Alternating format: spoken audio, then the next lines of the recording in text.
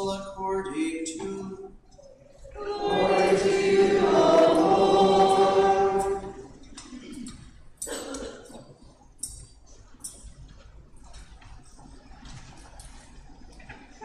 Tax collectors and sinners were all drawing near to listen to Jesus. The Pharisees and scribes began to complain, saying, "This man welcomes sinners and eats with them." So to them Jesus addressed this parable. A man had 2 sons, and the younger son said to his father, "Father, give me the share of your estate that should come to me." So the father divided the property between them.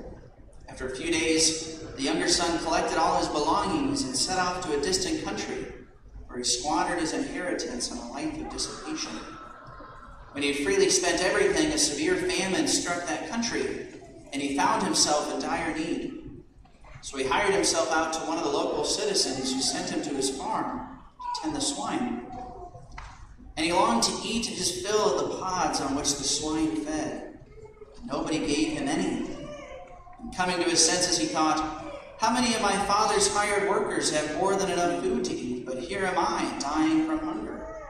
I shall get up and go to my father, and I shall say to him, 'Father, I have sinned against heaven and against you. I no longer deserve to be called your son. Treat me as you would treat one of your hired workers.' So he got up and went back to his father.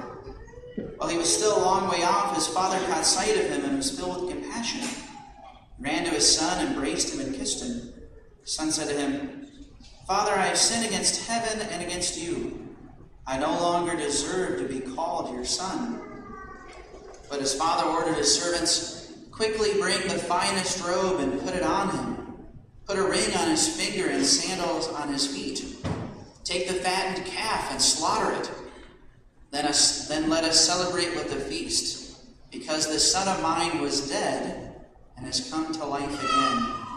He was lost, has been found.' Then the celebration began.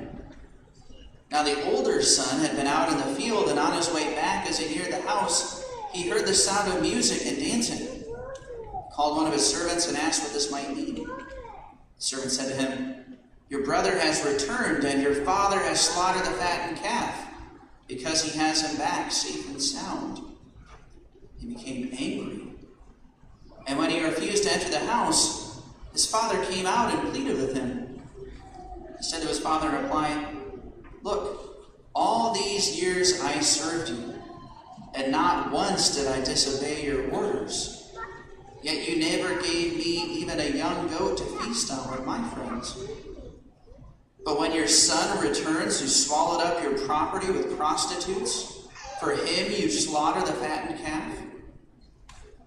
The father said to him, 'My son, you are here with me always. Everything I have is yours. But now we must celebrate and rejoice, because your brother was dead and has come to life again. He was lost, has been found.'" The Gospel of the Lord. Praise to you, Lord Jesus Christ.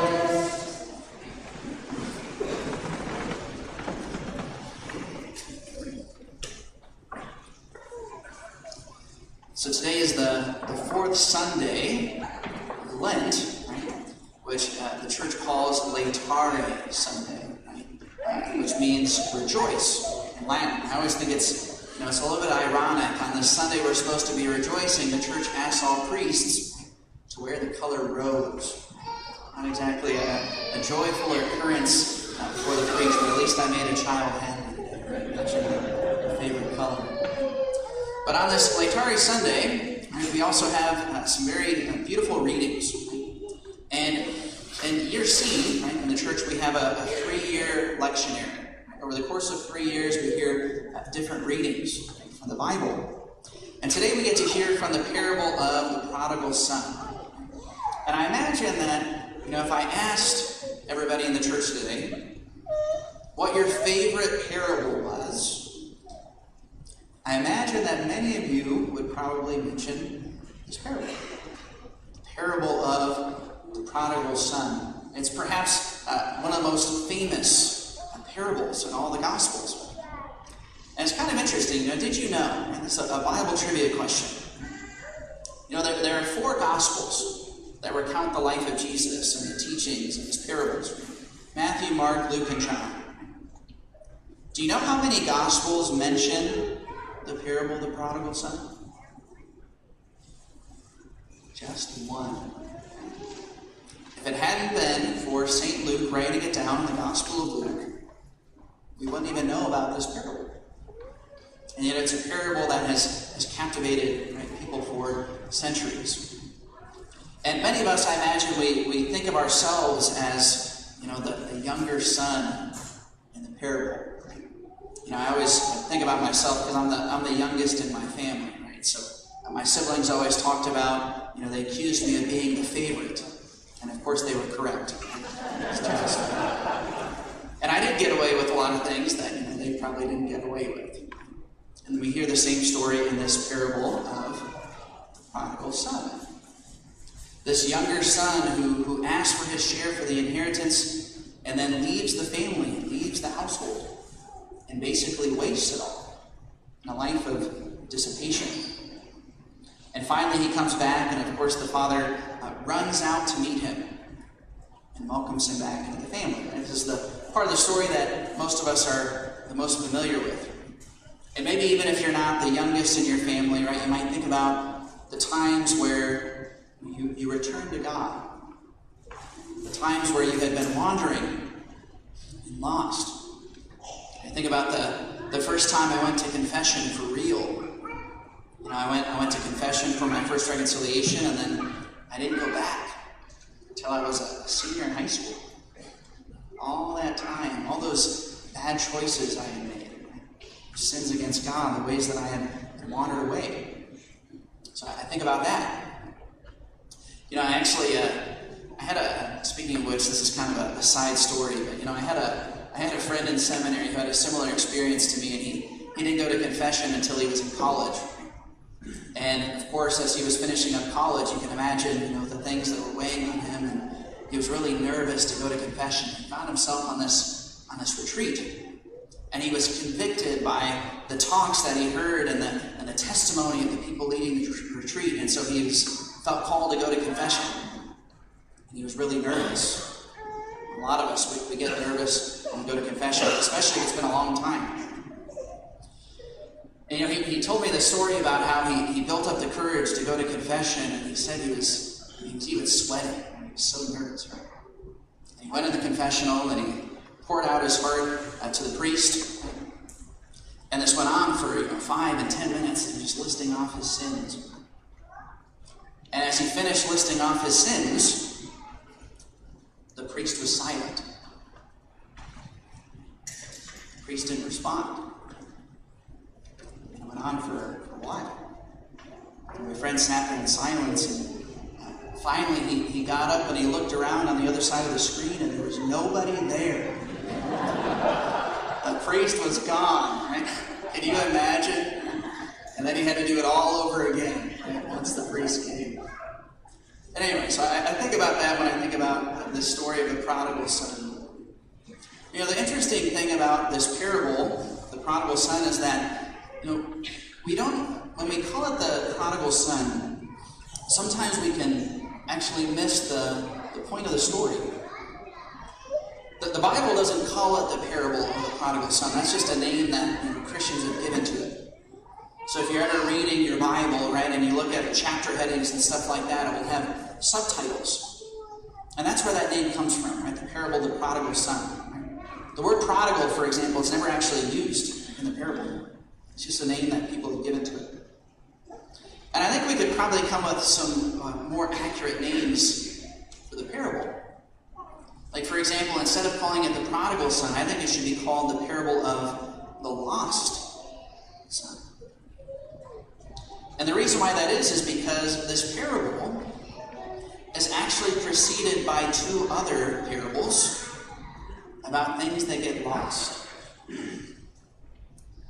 The first parable is about the parable of the lost sheep. Remember the parable of the lost sheep, right? The good shepherd, he leaves the 99 sheep behind and goes after the one. And when he finds it, there's this great rejoicing, the finding of that lost sheep. The next parable that Jesus told was the parable of the lost coin. You might remember there was a woman who had 10 coins, and she realized that one of them had been lost.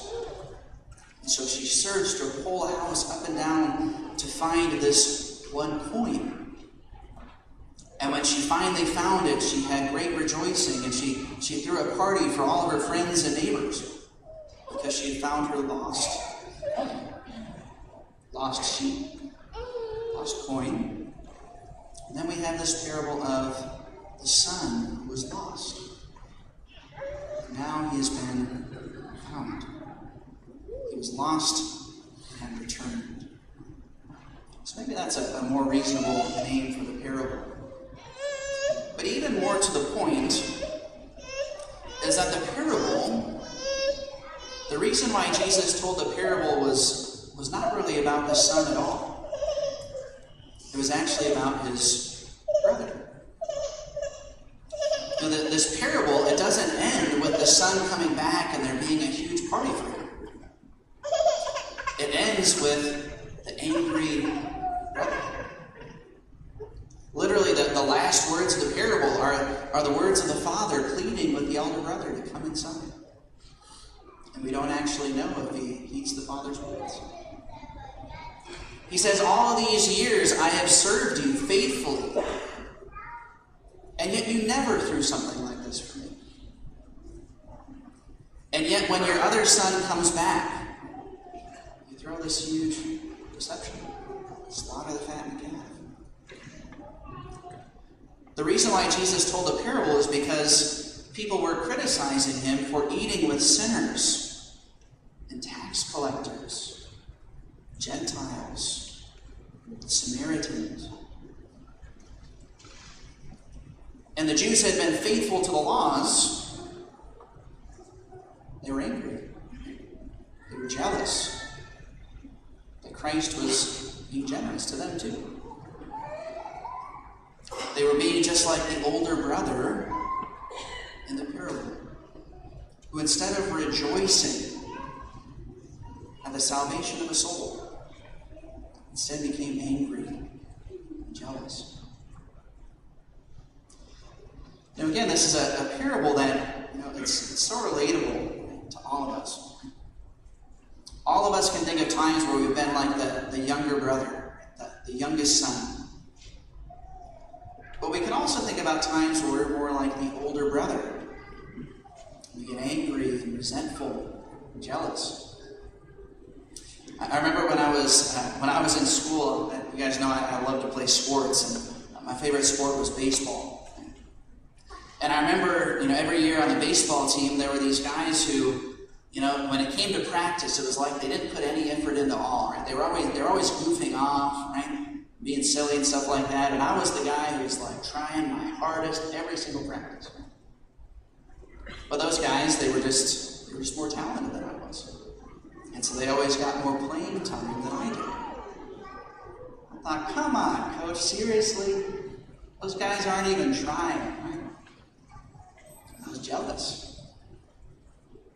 Or I think about some of my friends growing up. I had this one friend in particular who it seemed like he just always had all the best luck. He always had better grades than me. He always had more luck with girlfriends than I did. He always seemed to be the one who all my friends wanted to spend time with. And I got jealous.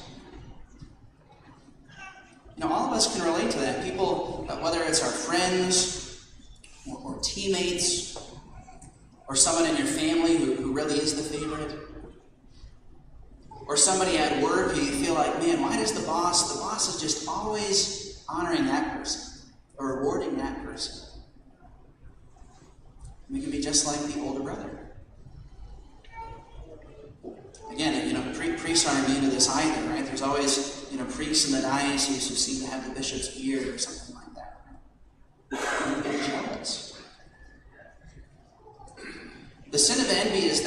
is when we see other people who are rewarded, or other people who receive blessings and good things. It actually makes us sad or angry. That's what the sin of envy is. And on this Laetare Sunday, this Sunday which is all about rejoicing, the church is reminding us through these readings, don't be like the older brother.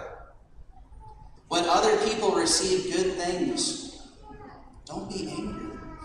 Don't be sad. Rejoice. The father says to the older brother, everything I have is yours. Why are you angry?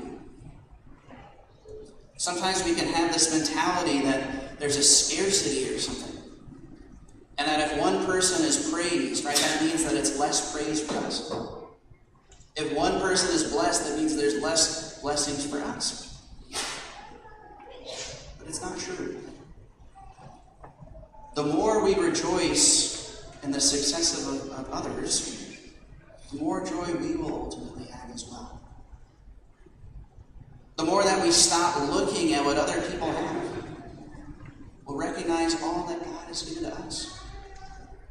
And it will be a source of tremendous joy. The church tells us this day, rejoice. You are a member of the Father's house. And that is a tremendous blessing. Speaking of the Father's house, we're going to be welcoming the newest member into God's family this morning. So I'm going to invite the family and the godparents to come forward to the steps right now.